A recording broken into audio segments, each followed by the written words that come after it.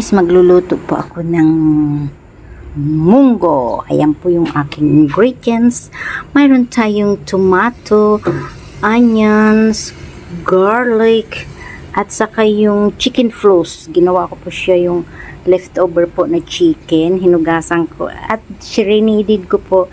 At ginawa kong chicken floss. Ayan.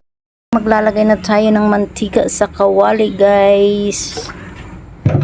Yan, guys. Painitin natin, guys.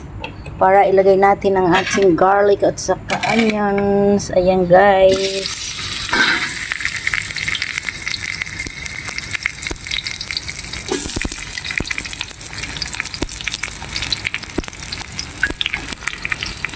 Sabay na po silang i-fry.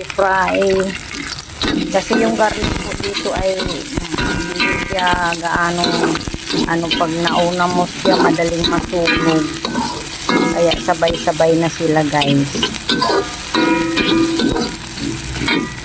Siyempre ito na po yung munggo natin. Napakuluan na natin yan at napalambot na, guys.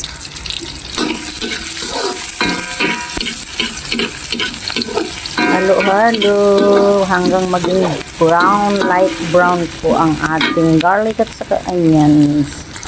Sumayaw-sayaw, tayo ay sumayaw. Dan dan dan dan dan dan da da da da da. Kailangan kanta-kanta ka. Next natin ilalagay ay ang ating tomato. Organic po yung tomato natin from our garden. Yan.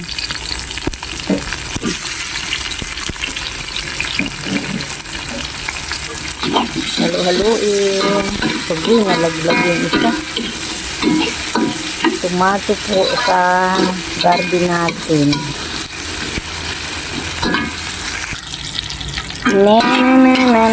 Next natin ilalagay yung ating chicken floss pang sahog, guys. Ayan, guys, pang sahog, guys. Luto na po yan. Ayan, guys.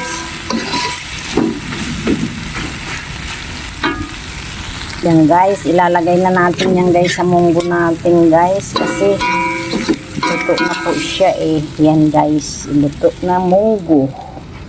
Ayan, ilagay natin sa munggo natin. Super yummy.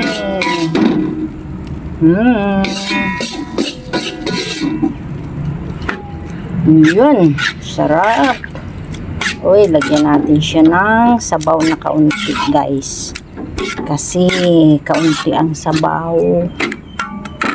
So, lagyan natin ng kaunting sabaw.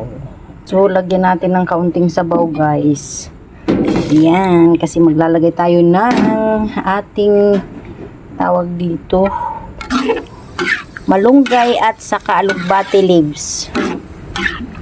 Pag nagkulo po yan, ilagay na natin yung ating malunggay. So, ilalagay na natin, guys, yung alugbati muna. Alugbati leaves. Para maraming gulay ang ating munggo. Sarap nito. Halo-halo hanggang, kasi ang malunggay, guys, madaling maluto. Kaya ay inuna ko yung alugbati. Gusto ko sa munggo ko ay maraming grains, vegetable.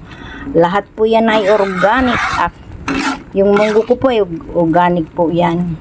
Pwera lang dyan ang hindi organic, sibuyas at bawang, kasi hindi ko tanim yun.